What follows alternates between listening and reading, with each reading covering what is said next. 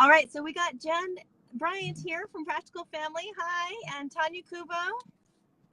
Welcome. Hello. Hello. Hi. Now, Tonya has her own, she is her own social media marketing genius in her own right, but she's also started a website called Great Moms, and we're looking forward to probably collaborating more on that, because Practical Family, Great Moms, we had a lot of great moms over at Practical Family, so we're going to have to do some more stuff together for sure. Yes, well, and this has been a really fun collaboration that we've done recently. This has been incredible. Now, guys, I wanted to tell you a little bit about how this started. As you start to come on to the broadcast here, just know that, I mean, Tonya and I have known each other just kind of in sort of separate but very mutual circles in terms of other writers and communicators. We know each other through just helping Kathy Lipp and Sherry Gregory and Amy Carroll and all these wonderful people, and then so basically we're two interns that found our way to each other because of a lot of mutual interests and mutual messages, and then just helping each other with our website stuff and social media. And she's given me more boldness to be able to come on and do live things like this, which is definitely not as scary as it used to be. So I love that you're doing it. It's so crazy. I don't feel like a deer in the headlights anymore. I feel like I was just looking at the camera like that the whole time. But it feels more personable now because I know more people behind the camera. So, but today we are going to talk about neurodivergence in marriage, and I'm going to give you, Tonya, a chance to kind of explain more about what that is. But if you have been following any of the 4 articles that Tonya has published this month for Practical Family, they're all about neurodivergence in marriage. She first started talking about why a difficult marriage doesn't have to be a bad marriage. And then she went in explaining neurodiversity and what it means to have a spouse on the spectrum. And then we went and broke it out into 3 basically subtopics that we'll discuss right now and live in person. And you guys can ask any kind of questions you want, whether it's about parenting, whether it's about money, financial discussions and communication between your spouse and yourself. And then also romance. We're touching on the more intimate issues related to that relationship, because communication affects all of those relationships within marriage, within any marriage. But Tonya will go ahead and explain the difference here. And what are we talking about when we talk about neurodiversity and how our brains are wired differently? So, well, I'd like to talk a little bit just about, you had posted that you were looking for guest posts for your blog. And I had recently, I'd been talking to moms groups, and, as speakers, right, we talk about real life relevant examples. And in my talking, I would just very kind of cursory almost reference the fact that my husband has executive functioning deficits, and why that is such a problem for us, with me being like type A, do all the things all the time. And, and I would just mention it because what I talk a lot about to moms is you've got to find what works for you and your family. You have to make it a bold decision. We are a team. And then you have to find what works for your family. And so I would make this just like kind of offhand comment, oh, my husband has this thing, assuming everybody knew what that meant. And what would happen is at the end, you can always tell what lands with what people talk to you about after you speak, as you know, as a speaker. And women would come up and they would say, does your husband have autism? And I'd say, actually, no, and we'd talk about his diagnosis. They'd say, my husband was just diagnosed, and like everything you say rings true. But then there would be some differences, right? Like, because executive function is like 10 different things that your brain does. And so, my husband struggles in 8 of those 10 areas. Somebody else who has the exact same diagnosis might only struggle in 2.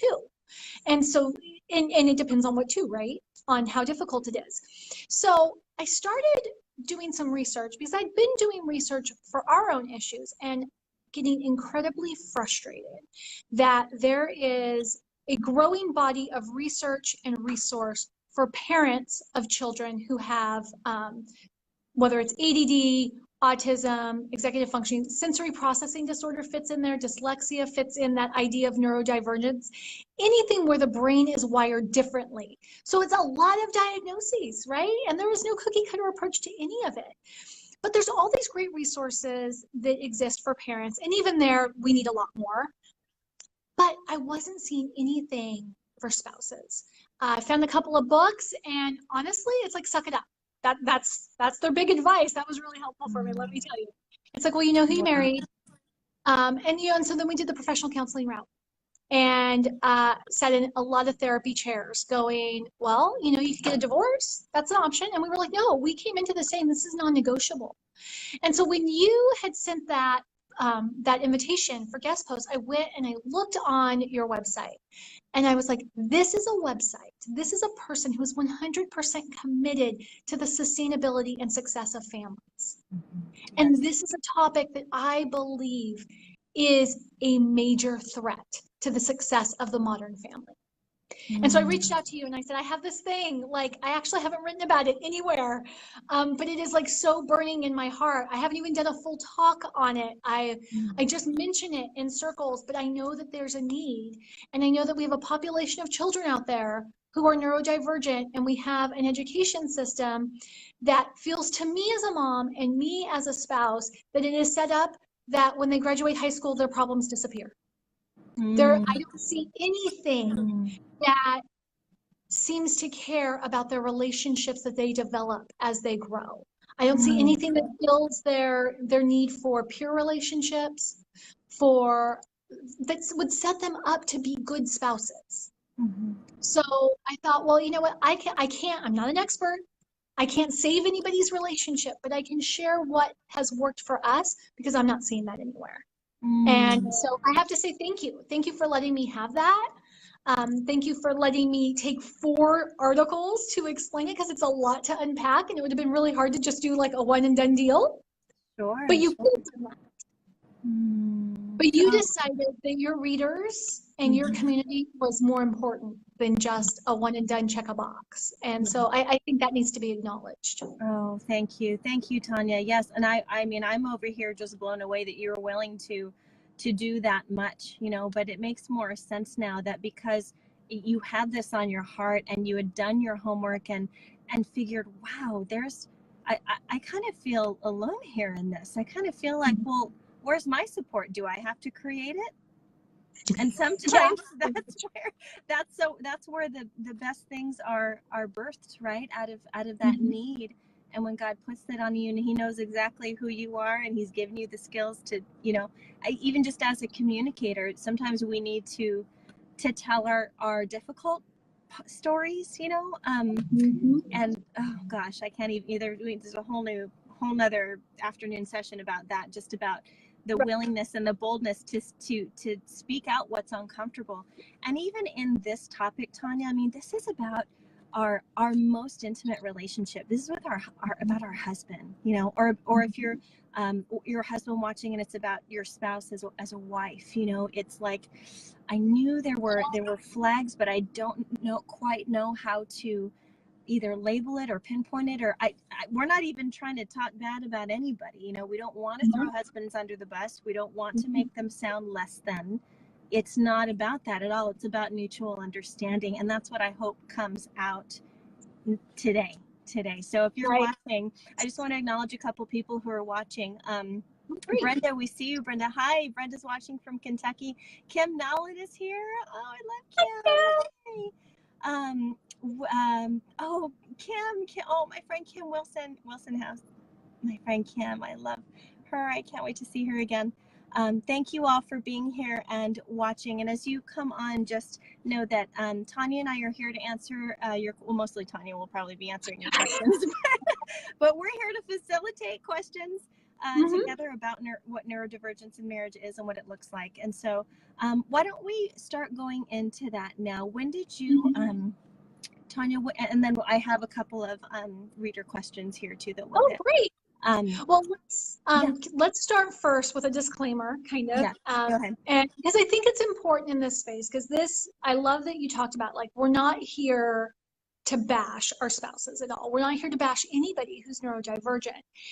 Like my stance, and it's a pretty passionate, strong stance, is that different doesn't mean disabled. And I don't think my husband needs to be fixed. Like, and that's a firm line, and that's part of what has framed how we've approached this. Is I'm not trying to fix him. We went that route. We went that route with professional help, and we were not happier as a couple, and it broke my heart to see what it did to his spirit. So first, like, I think people just need to know that I'm not going to give them answers on the magical pill or anything like that to fix the people in their life who are wired differently. The other thing that I think is important is people know that what I wrote was written in concert with my husband. Like, this wasn't something I wrote behind his back. And I would like to talk a little bit about shame, because that's part of why I'm so passionate about this. You know, my husband wasn't diagnosed until he was 40. And when he was diagnosed, the doctor looked him up and down and said, well, you got a college degree, so it must not be that big of a deal, and sent him on his way. And then it took 3 years, and it took a lot, like probably 4 different marriage counselors. It took some employment challenges for anybody to say, hey, every single thing you're talking about fits the diagnosis as it's applied to a relationship. And, you know, there was like 2 books on the market at the time that addressed it. And it was devastating for me, because when you read the way that the material was presented was like, well, they're never going to get better. So you just need to learn to live with this. And I went through this phase where I was just like, I remember tearfully going to him and going, like, it's never going to get better. Like, your brain isn't going to change. It's not going to evolve. It's not going to get fixed. Like, I don't know what to do. And of course, this was before I actually knew anything, right? I thought I knew something because I read it in a book and it was written by experts. I didn't realize how hurtful that would be. I didn't realize how much it would sound like I was giving up, even though like in my heart I was giving up. And he begged me. He was just like, I think knowledge is power, and I think we can get through this if we both work at it. And that's where we started from. And it's a long road, right? But when my first article came out, so we've done this, and he has been part of it every step of the way. But when the first article came out, like, I could see on his face that this was not a good thing. And I was like, wait, but you read it, right? Right? And he was like, yeah, I read it. And it's going to be fine. It's going to be fine. And he kept doing the whole, it's going to be fine thing, like over and over, where you're like, this is so not going to be fun. Oh gosh. And I said, what is it? And he's like, I'm just bracing myself for the comments. I said, what do you mean? Right? Like, I wrote a nice article. And he said, I said, well, what do you think people are going to say? And he's like, well, what I've heard my whole life, you know, that guy just needs to grow up. You married Peter Pan. You know, like, he just needs to deal with it. Like, you're his mom. Like, and he started repeating all this stuff that some of it I hadn't heard. So I know that came in childhood, that came in early adulthood, that came maybe from prior employers, prior relationships. But a lot of that stuff came from the professionals that we had sought for help. And that's when I was just like, I never, ever, ever thought I would talk about marriage. I never thought that was my space or that was my ministry. But marriages fail over these things because we go to therapists and we read books that tell us if he loved me, he would, or if she loved the kids, she would, right? Because women have these same diagnoses, and the reality is they manifest differently. So again, like, I understand why there's no books, because it's hard to write a book for something that there's not really a black and white definition and framework for. But what I find so interesting is how these deficits, these challenges that they have to overcome are so aligned with society's definition of love, caring, commitment, and maturity. And so that's why we set this up, right? Because somebody out there at 2 a.m. is going to search something on Google, and we just hope that one of these articles pops up for them so that they can have some encouragement among all that bleak, dark, like, well, I guess you just have an extra kid sort of comments that you find. Yeah. Gosh, on top of that, Tonya, it just brings to mind too what I think we need to be thinking in the back of our minds as far as how any of us talks about our husband, you know, in public, and especially if you're a communicator on a platform. That I mean, and I try as hard as much as I get frustrated with my husband at different points in time, and you know, vice versa. It happens with all of us, right? Right. I have to watch my words, no matter what. I have to watch my words, and to portray him in a light that is not demeaning, that I don't demean him even in my own head, because when I start to do that, my pride puffs up, right? And then we do start to think, okay, I guess I am the mom, I guess I have to take care of this, I guess you won't, you know. And it's more of a defense mechanism than it is an actual trying to move toward teamwork, as you call it. And a lot of people call it oneness. A lot of the marriage books call it oneness. We have to be one with our spouse, yes, but we're not going to understand how to love them in their differences and similarities without the Spirit of God moving us, and without us submitting to His Spirit. So that's what I would love for you to describe from your point of view. What was happening between you and Brian that that sort of set off those flags of, oh gosh, why is this happening again, or this is different than most marriages, or how was that working to lead you to a diagnosis? So for us, you know, we had a really classic issue where everything was amazing when we were dating. He was perfect. And then we got married, and I felt like an old suitcase. And I was just like, wait. Like he was, you know, he was doting. He would like, I remember I got the stomach flu, like really, really bad, 2 weeks after we started dating. And I was like so sick and so gross. I didn't want to see anybody. He was like, let me take care of you. And I'm like, no, really, you don't want any part of this. And he like brought soup and put it on the porch of my apartment and sent me a text that was like, I know you don't want to see anybody. I want to respect your wishes, but I think you need soup. And so he was that level of thoughtful, that level of romantic. And then we got married, and like I felt invisible, like I didn't exist. And I didn't understand what I did wrong. I instantly went to blaming myself. I think a lot of women do, you know, and then we read books that tell us to be prettier and to be more inviting and more agreeable. And none of that worked. And you know, so I finally got brave, and I confronted him, and he was like, no, it's fine. I love you. It's great. It's all amazing. And I'm like, I don't think it's amazing. And then, you know, and then we had, and I wish I could say, you know, immediately we went to a therapist and life got better, but as you know, it didn't. So we went to a therapist, and I said, we have communication issues because he says this and I don't feel that, and I say this and he doesn't feel that. So that to me is a communication problem. Let's fix this. And, you know, probably the best therapist at that time was like, you know, you just need to assume a head of the household responsibility. And I didn't know how to do that in a respectful way. And so I kept fighting it. I kept saying, well, no, how do I do that and not emasculate my husband?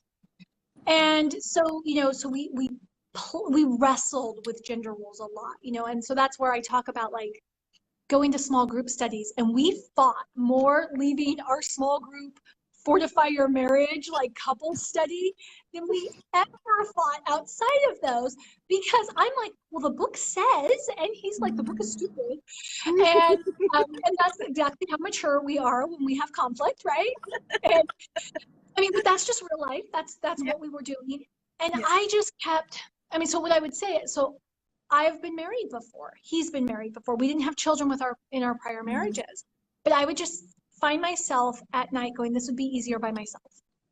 I could parent these kids easier by myself.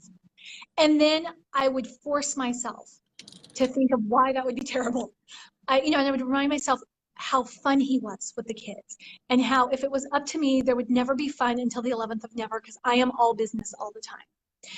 And then I would just be like, you know, we need a new therapist. And so we did this wrestling thing, and, you know, and so it was affecting our romantic life. It was affecting our finances in a huge way, because I had internalized that your husband is the head of household. He manages the money. He does all the major life decisions, and you sit there and pray for the family and cook. I like that, you know, it wasn't realistic. It's just what I thought.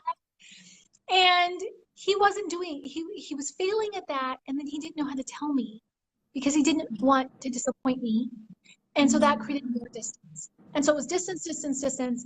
And then we were dealing with job loss. And I couldn't understand why this really smart guy seemed to be failing in really simple areas. And so that eventually led me back to the workforce, because I had left the workforce when we had our first. I went back to the workforce, and I was not at all kind about that. Like, I was very resentful. I really wanted to be home with my family, but it felt like my marriage was on the line. And so I needed to be a provider. I needed to help us have some stability. And I found a therapist, because I went to her a year into being back at work and having another baby, and was like, I hate my marriage. I hate this. I hate that. I hate that. And the marriage isn't going anywhere. So I need you to tell me how to like it.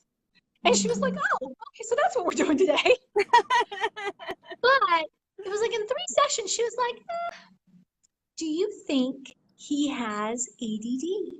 And I was like, well, I know he has ADD. He was diagnosed with that 3 years ago. What's that have to do with anything? And she's like, everything. And so then she was actually, like, I feel like she was incredibly progressive and really proactive. She was like, I would love to see you both the next time, because this isn't something you can fix. You're trying to fix all the things all by yourself. This is going to take 2 people. This is going to take a partnership. And so, of course, the first step was helping him understand. And I have to say, right, not every person wants to hear your brain is wired differently and it's causing conflict in your relationship. You need to come to the table willing to work on that. But he was as committed to this relationship. I think sometimes he's more committed to our marriage than I am, because I don't think he's ever had the thought, this would be easier by myself, like I used to. And so, we walked with her for like 18 months, where I saw her by myself, he saw her by himself, we saw her together. And that's where, kind of our framework for how our family exists, like that's where it got its start. And so what we did is we decided we were going to throw away all the books, throw away all the things, and we were going to develop our own guiding principles. And so we call it our blueprint, because the thing is like, just because it looks good on paper doesn't mean it always works in practice. Sometimes that one square over that you put the door when you're building the house, like, actually makes a difference. We find that the same way in our relationship, but our number one principle is that we are Team Kubo. And if it doesn't work for one of us, it works for none of us. And when I'm speaking to groups, what I always say is, now, if somebody in your house is on the autism spectrum disorder, like, I feel like it's really important to point out that, people on the spectrum really struggle with change. They really struggle with things that are new. So you can't really say if it doesn't work for one of us, it works for none of us, because then nothing will ever work for everybody. So for us, right, it's like, if one person it doesn't work for, then we just don't do it. And that has to do with my work schedule. It also has to do with him. Like, I can't put everything on the person in our family who has a difficult time juggling competing priorities. That is not fair. So, kids come home with like some activity, and it's like, oh, that's every Monday at 4 p.m. Well, I'm not going to be able to go to that. So I can't transport you. And you know what? I need to have a conversation with your dad. Like, we might be able to work that for 6 weeks, but I don't think we can work that for 12 months.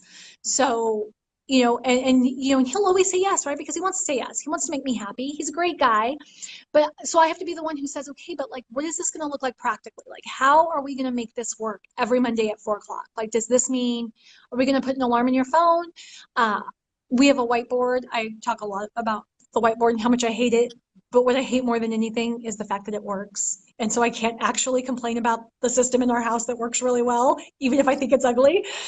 But, do I put it on the whiteboard? Do I need to message you? Do I set an alarm? Do you set an alarm? We go through that whole process before we ever sign up to make sure that it works for all of us. And so one thing that I'm always very careful to say is, if you have somebody in your family on the autism spectrum disorder, it looks differently, because they struggle with things that are new and with change. Nothing new will ever work for them, right? And of course, again, it's a spectrum. It's not a cookie cutter approach. I'm not saying everybody has this challenge, but it is something I hear a lot from spouses. Like, my husband never wants to do anything new. My husband doesn't want the kids to do anything. And so friends of mine who have husbands who struggle the same way find that they just have a kind of a family rule that says, if it works for one of us, everybody does everything within their power to make it work. And so it gives everybody in the house, like, it gives them kind of an out if they need it to say, yeah, I tried everything in my power, it just didn't work. But what one of my friends in particular said is her husband's much more apt to do things that he doesn't want to do if he knows that he's going to get a turn. Like, because he is very like regimented, right? And so he understands order. He understands we all have to take turns in life. And so if he's willing to watch a movie he doesn't want to see, if it means he gets to pick the movie the next time. And so she just has to make sure as the mom that she makes good on that expectation. I see. So it's the hopeful expectation of fulfilled needs, basically. That is pretty across the board, I would say. If right.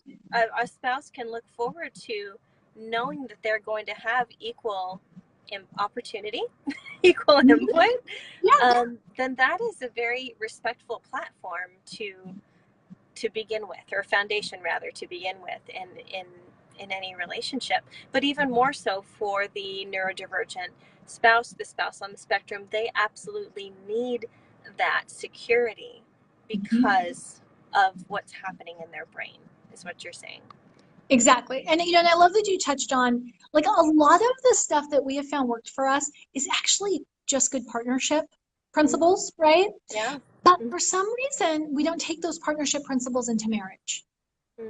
We default back to, like, we were laughing because we were looking at some Valentine's Day like advertising, and it's like, I said, I never realized how much this love message in society really is built around you reading my mind. If you loved me, you would just know what I was thinking. I wouldn't have to say it. We watch the Hallmark Channel, and how many times does the guy woo the girl because he knows what she wants and what she needs before she does? I mean, that's the message we send. So I happen to be married to somebody that we just know, right? Like, science has told us he's never going to be able to anticipate my needs.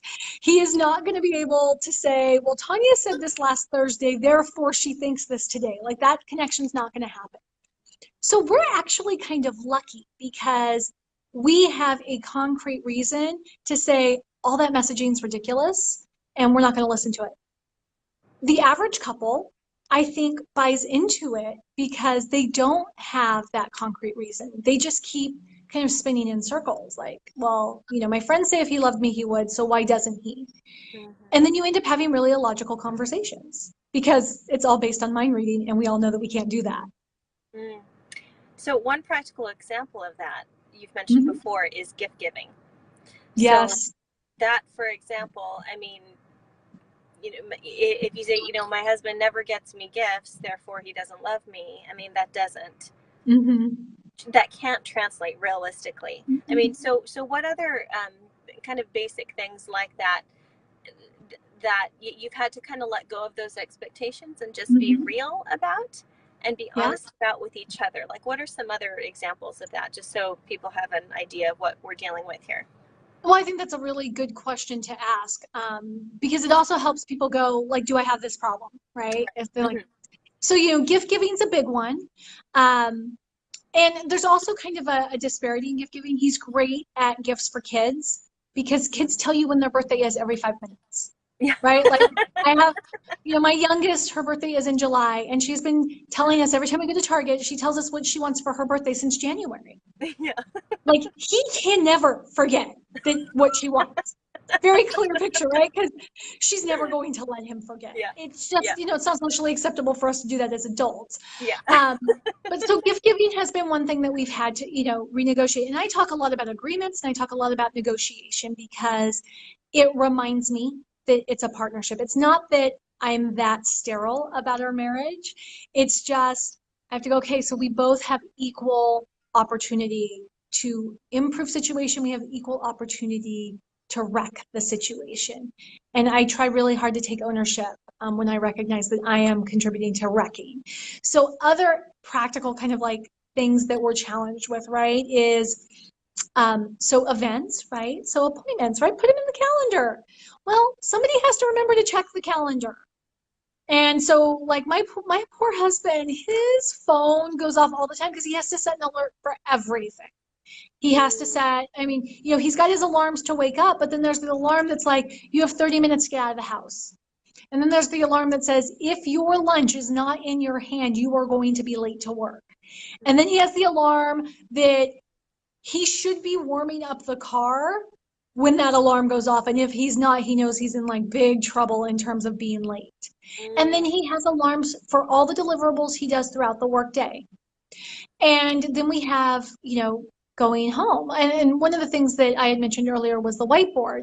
So the way the whiteboard came about, I was having to kind of drop everything at 4 o'clock every day and run him through our evening routine.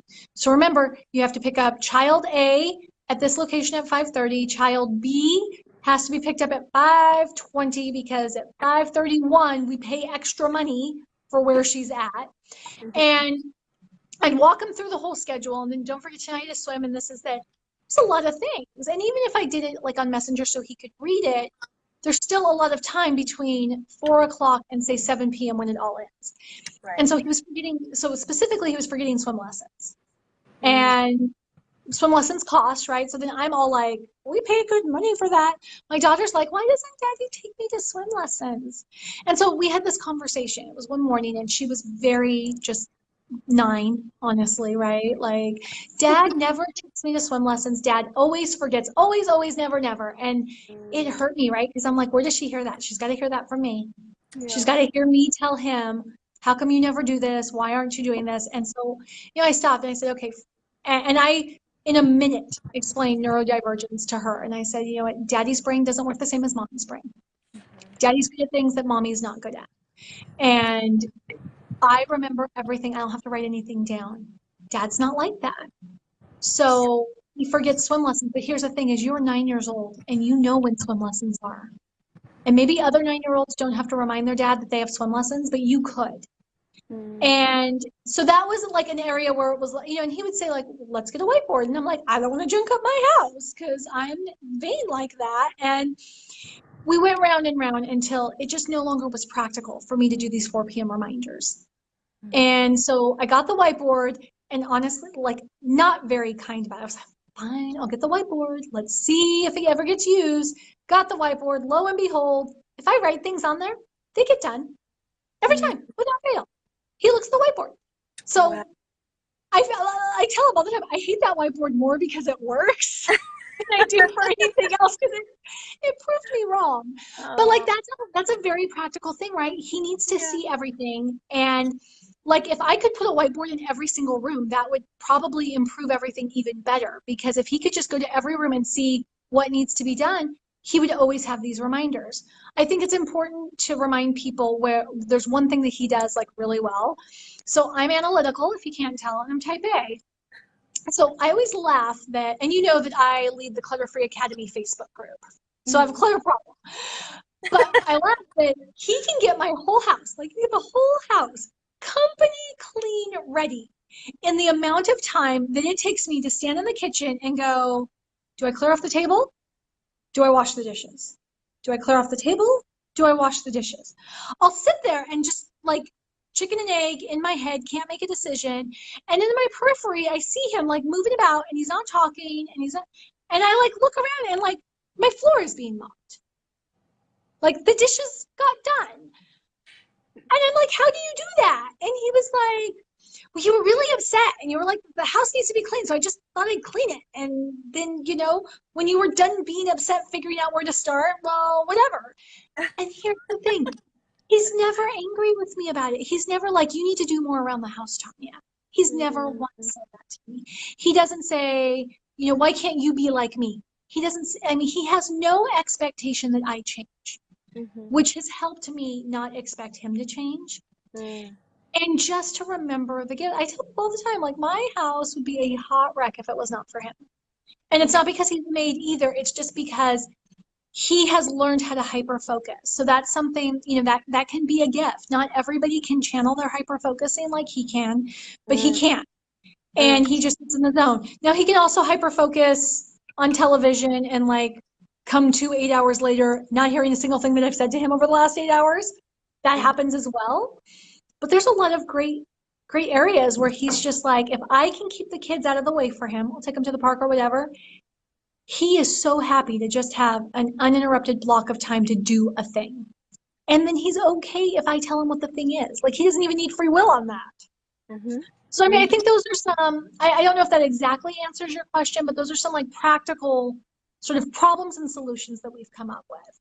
I can share like other areas where couples like us struggle. So finances are a big one. Mm-hmm. So there's usually some impulse control issues with people who have executive functioning, but also, you know, ADD and autism spectrum. It's like the problem is that it's very polarizing. So, you know, I've shared that my husband can be a miser, especially out of fear. Like if he thinks there's not enough money, total miser, or he'll overdraw the checking account. There's never any in between. He'll just spend till that card gets declined. Mm-hmm. And so that's hard, right? Because what if you were to Google, like, my husband overdraws our checking account, you'll get told things like, well, take away his access to the bank account, take his name off the bank account, freeze his credit cards, give him an allowance. And you're like, this sounds like you want me to be his mom. Like, there's got to be another solution. And so we over communicate, and we have decided that it is important for both of us to touch our finances regardless of who we feel is gifted and not, because we both need to be in touch with how much comes in and how much leaves. So we both have some designated bills, and the sole purpose of designating those bills is so that we both kind of see money come in and see money go out. But I handle the budget, I handle like the big picture stuff, and I'm always talking to him about it. And half the time I'm going, I know you don't care, but I'm going to talk to you about this because you need to be aware. And you know, and I need to know that you're aware. And he says, you know, I understand that it's important, as long as you understand that I'm probably not going to retain it. Yep, got that, but we're going to do this exercise. So finances are a big challenge, typically with spending. Also, what I hear is, so if you've got a spouse who has a diagnosis where they need some like very rigid like principles or guidelines that they need to follow, like they need the rules of adulting, they may not be able to apply those rules to specific circumstances. So I read this one article. It was a first-person narrative, and the guy said, you know, I am always going to make choices based on what's the cheapest solution. I know that that is not always the best solution for my family, but that is going to be my default. So when we need a washer and dryer, I have to let my wife make that decision, because when we need a washer and dryer, I don't, like, he goes, and honestly, I can say this as I write this, I don't see the difference between a $50 used set and an $800 brand new set that's 50% off. I'm going to buy that $50 set. I don't care that it's scratched, banged up. I don't care that the door is kind of falling off. It's cheaper. So that makes me think it's the best solution. So I need my wife to make the decision to remind me that the $800 model comes with a 10-year warranty and, you know, and protection and all these things. And I have, you know, and he says, I've just had to let go that I can't be the authority in that. And, you know, and I think it's beautiful that he recognizes that about himself, right? But those are the kind of things where you're like, you know, if you have a spouse who seems to be really rigid in an area and it doesn't seem to be logical, you might be dealing with some neurodivergence. You might also be dealing with somebody who's very stubborn, right? Like, that's possible. But if you're both willing to, you know, have these conversations and renegotiate your agreements, you can work through that. We also talked about romance, right? Like, they don't read your mind. Sorry, you actually have to say what you want. And then you don't get to be mad that you said what you wanted and they gave it to you. Right? Because that's the other, and I struggled with that too. I struggled with those, you know, romance novel expectations. That if I have to tell you that I want this, then getting it from you makes it less special.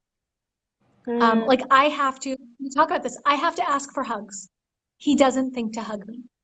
Right. And I think we talked about this like over the phone, but it took a long time for me to realize, like, if I go to him and I say, you know, you haven't hugged me like all day. You didn't even say hi to me when I walked in the door. He will look at me and he'll go, huh. And he'll walk away. And I'm like, he doesn't like me. He just walked away. And because we've had several conversations, he's like, yeah, like, you say that. And I'm just like, that's the silliest thing I've ever heard. And I don't want to laugh in front of you. So I just walk away. And so now I've learned that I have to say, I just walk and I go, can I have a hug? And he was like, yeah. So he gives me a big hug. He kisses me. Looks very normal. And then I say, you didn't realize this, but you haven't hugged me all day. And I like hugs from you, and I want a lot of them. So I would like it if you would hug me like of your own free will all the time. But if you won't, I'm going to ask for hugs when I want them. And he's like, and I'm always going to give them to you. But I had to work in myself to be willing to ask, and I had to work in myself for that to be good enough, for that to be just as good as if he came up and like, and don't get me wrong, he comes up behind me and gives me a big bear hug. Like that is still the most special thing ever because it's so rare for us. But I just want a hug. And so I'm going to ask for it. I'm going to get it. And I'm going to be okay with the fact that it's not always him initiating that. Yeah. Yeah. Oh no, I feel you on that one, Tonya. I was just going to say that, you know, my husband is not a particularly affectionate person either, and he'll say that as well. I mean, he'll admit to that openly. He doesn't think to do that because physical touch isn't kind of one of his love languages. And I used to get very disappointed about that too, because I grew up in such a huggy, touchy family, and oh, I just want to squeeze you, I love you so much kind of thing. And I do that to my kids, and he loves that I do that to my kids, but I would be sitting there kind of waiting for the hi, don't you appreciate me kind of thing. And Yeah. that never crossed his mind that, you know, that I was unlovable or anything like that. But then I started doing the same thing. I started going after the hugs, you know, and this is in a, you know, in a regularly functioning marriage or brain, or however you want to, you know, categorize that. And I'm not even thinking it's a guy thing. It's just from person to person. You know, even I know some women who just don't like to be touched. I mean, it's just a thing that we all have, and it's part of our personality. And we just need to communicate about it, and how we, you know, how our relationships develop in doing that is everything to do with the self-awareness that you're helping us to understand today, in not just a neurodivergent state, but in all relationships. Communication and clarity is so important. Yeah. It doesn't mean we're talking down to others. It just means that I have the freedom to ask for what I need, and vice versa. Exactly. Some of the comments that were coming through. So in our first broadcast, it started at 3 or 6, you know, your time. Allison is so sweet. Allison Roy says, ladies, this is a great talk. I and my family have ADHD and have been married to an amazing man for almost 20 years. My therapist said that his love has been better than any of the meds. Understanding and constant communication without attitude has been our saving grace.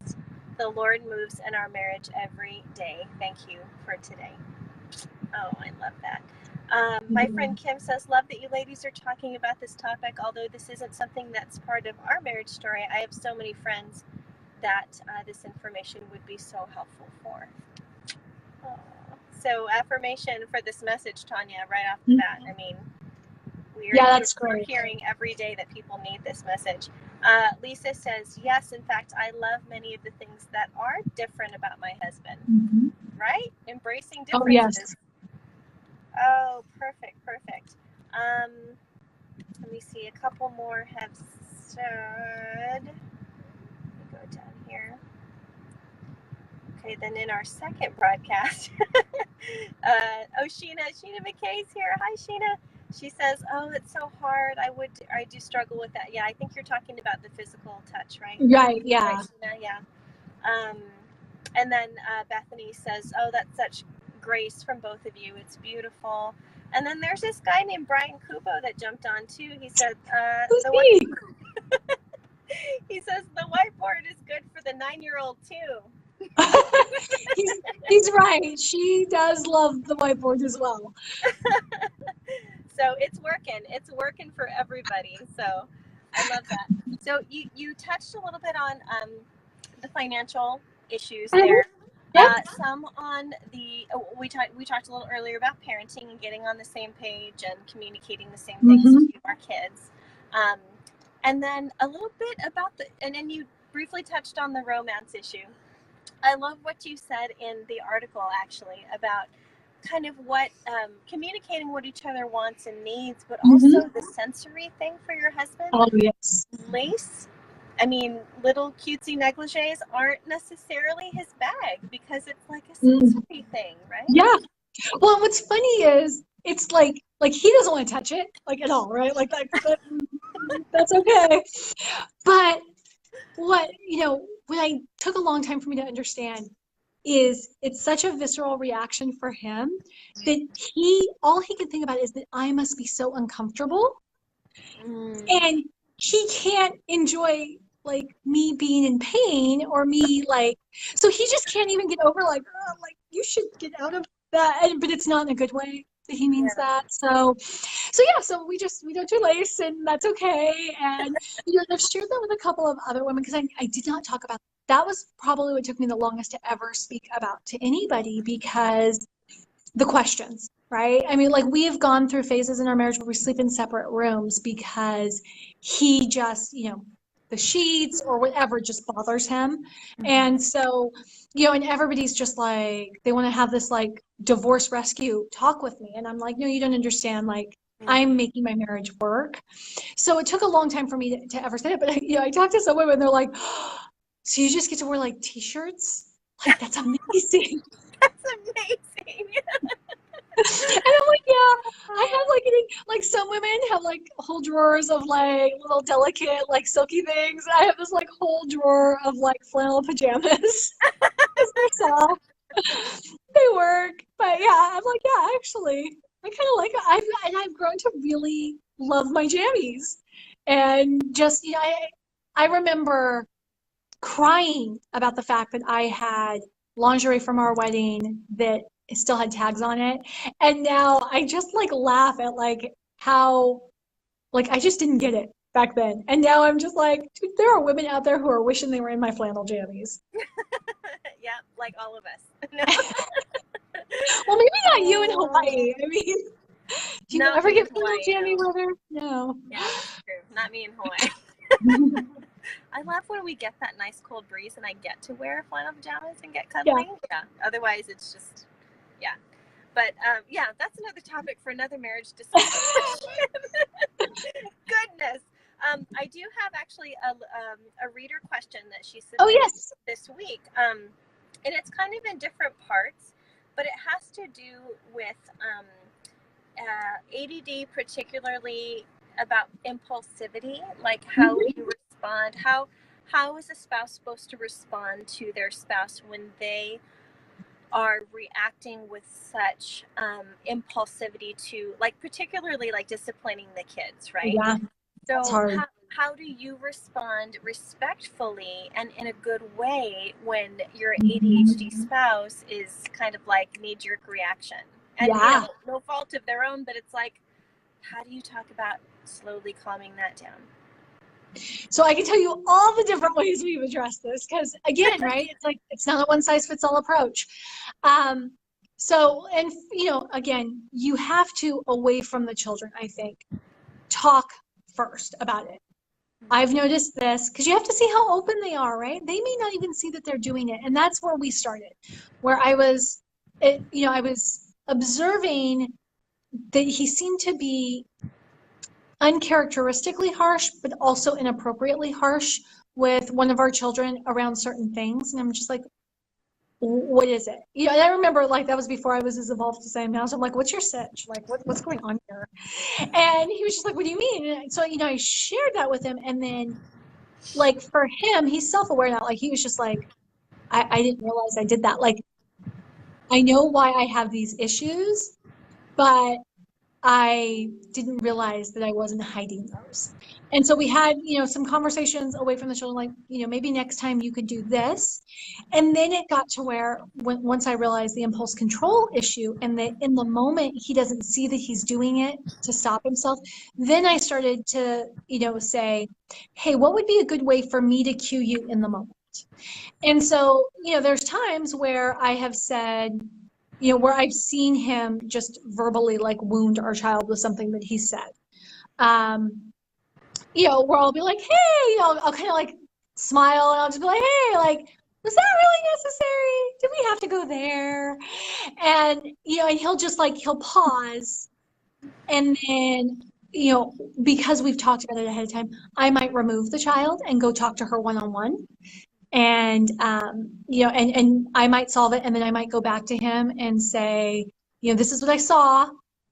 And what I don't think you realize is this is how it came across to her, or, whatever. So we talk during, now I can say, hey, could we put a pin in this? Like if it's like passion, and I can tell that he is just lashing and she is just not hearing him. Hey, do you think we could put a pin in this and maybe like, could we schedule a conversation about this in about 45 minutes after everybody's calmed down? Again, he's open to that. Like, I don't know that every adult would be open to that sort of negotiating in front of the kids, because I know some people really feel strongly about like the adults are the boss, right? And we can't collaborate. For us to make our family work, we've had to enroll our children as part of the team much more than I think any book ever told me I should as a parent. So it's just, we just take it, we're all, I mean, mom and dad have the final authority and mom and dad do call the shots, but everybody gets a vote. And even when we're like, yeah, we're not, no, sorry, your vote doesn't count today. Sorry about that. I know it, but you got one. I just want you to know we're registering it. Yeah. But no, we're not doing that. So those are some things that we've done. Some other things that we did, like when they were younger, especially, and they couldn't talk, that's when I got really protective. Because, it's one thing, the 9-year-old can talk back and say, you're not treating me fairly, or whatever else you might think. But, a 2-year-old, a 3-year-old can't. And so that's when I would, we kind of had rules, like we were a non-spanking household, because we had conversations before we had kids. It was like, okay, so spanking is like for the worst offense.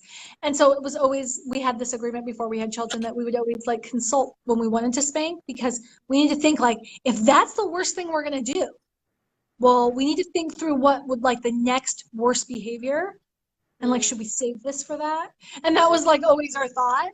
But, in thinking of discipline, it's like, okay, so when she talks back, what's the appropriate response to that? Okay, we're both going to do that. Let's see what works. And then coming to each other and going, this isn't working. Like our youngest, she's just a much more passionate, much more strong-willed child than our first was. And so we've had to pivot things. But again, communication over communication. And I do think that we all have a right to privately, one-on-one as adults, say, I see that you overreact. I don't think you see it. I don't think you recognize it in the moment. I don't think you're a mean person, a bad person. I don't think that you're abusive, like none of that. I just think you don't realize it. Can I get your permission to address that? And what would be a way that I could approach it that you don't feel like I am discounting you or undermining you in front of our kids? Because it would never be my intention to do that. And there are times, I will be honest, that I have supported consequence that I did not agree with, did not believe in. But, at the end of the day, it was like, okay, this consequence, though I don't think is appropriate to the situation, no harm can come from it. And you know what? We're already too far down for me to dial it back without making it look like I'm overruling him. So we're just going to go with it. And then I'm going to talk to him next about what I'd like to see us do next time. So I don't feel, I mean, like, tell me if that sounds manipulative, because I think it might to some people, but it's just, for me, it's really about making sure that our children understand that their father is somebody to respect, and then also setting him up to not impulsively do things that are going to make our children fear him, like without reason, or to think that they don't have to listen to him. I don't think that's manipulative at all. It's giving room for trust, because we can't control every part of the relationship. That's why there are two of us, and especially when we're modeling that for our children. Sherry Fletcher actually echoed that with me. She says it's setting a great example for them. It's not manipulative, because it gives them room to, and it gives yourself room to believe the best of him.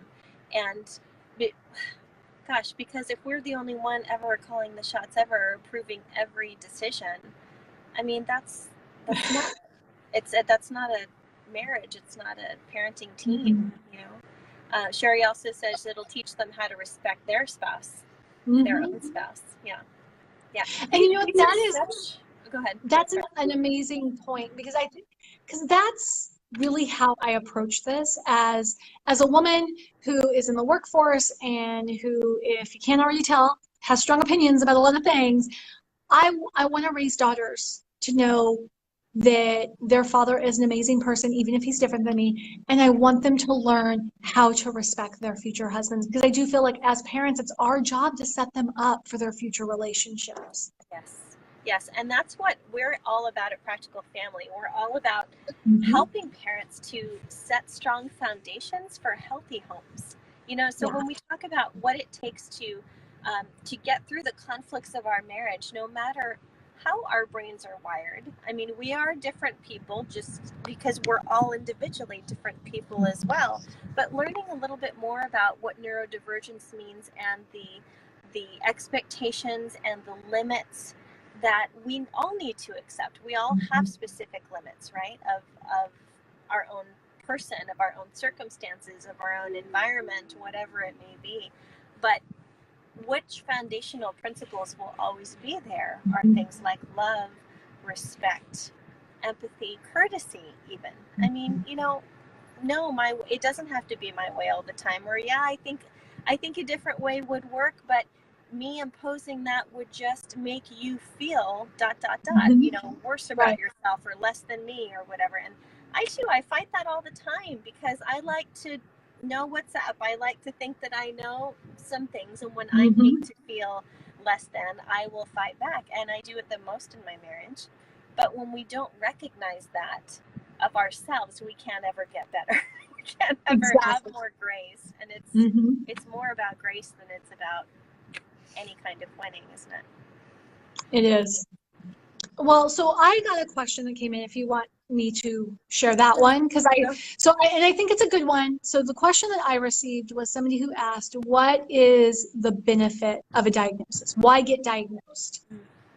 So they were saying, you know, it's like kind of, we assume this about my spouse, we assume this about the kids, but we don't like labels. We see no benefit to it. We're not in a traditional school system, so we don't need to worry about IEP. So why get a diagnosis? And so I talked to Brian about it, because I'm like, I know what I think, but what do you think? And, you know, what was interesting what he said is that, you know, knowledge is power. And you do have an obligation once you have the knowledge to do something with it. And it's on you what you decide. But for him, what he said is, because a lot of people have talked to him about like being labeled. And he said it was so freeing to finally be able to put a name on what he thought was a moral failing for so many years. And, you know, and we still struggle with a lot of those tapes that run in his mind from when he heard as, you know, a child in school, especially. He really struggled in school.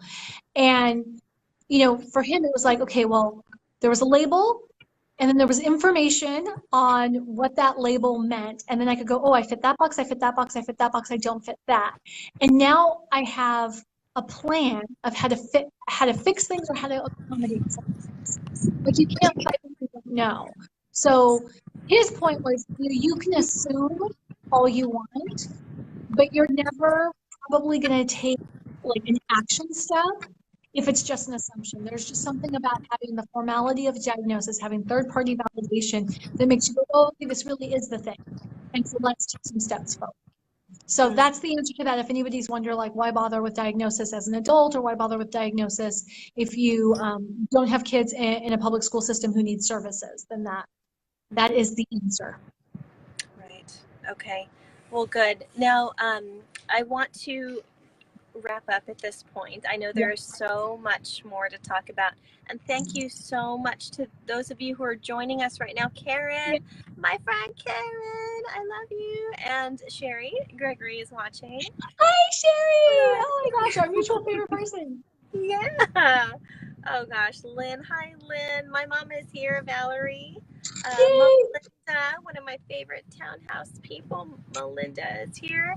Gina Whitehouse. Oh, spent some time with her in Hawaii recently. Ladies and gentlemen, if you are joining later or watching the replay, just please know that, and thank you for coming back on, because we've gotten kicked off twice because of cell phone temperature issues.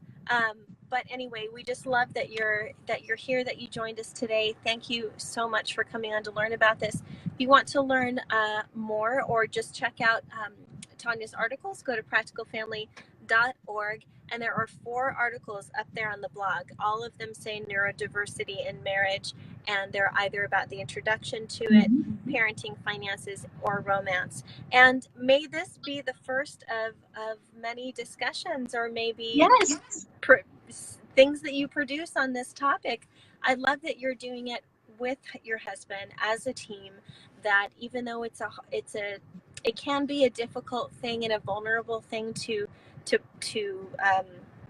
bring out into the world, let Brian know on behalf of me and all of us that it's very, very brave, and thank you so much for allowing us to learn from your relationship and your struggle. We so appreciate it. Well, thank you for giving me the opportunity and for being open to it. That I think means the most, right? Is the fact that you were willing to let us have this conversation, and even willing to do this Q&A, I think is huge. And, what I would love is for people to share this, and they don't have to share it publicly, right? They don't have to share the video publicly, they don't have to share the articles publicly.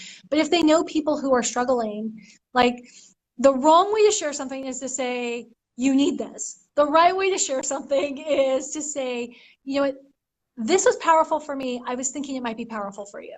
Amen. Amen. Thank you, families. This has been Practical Family, and also follow Tonya Kubo. Check her out at tonyakubo.com or at greatmoms.com, and we'll be in touch. How do you sign off of Facebook Live? What do you say, Tonya? Give me some tips. Have a great night. Have a great night. And I'll come back on. I'll throw some links in the comments as well. Once we're done going live, we'll and Tonya and I can trade off a little bit in responding to some comments too. So thank you for joining us. Take care. Bye-bye.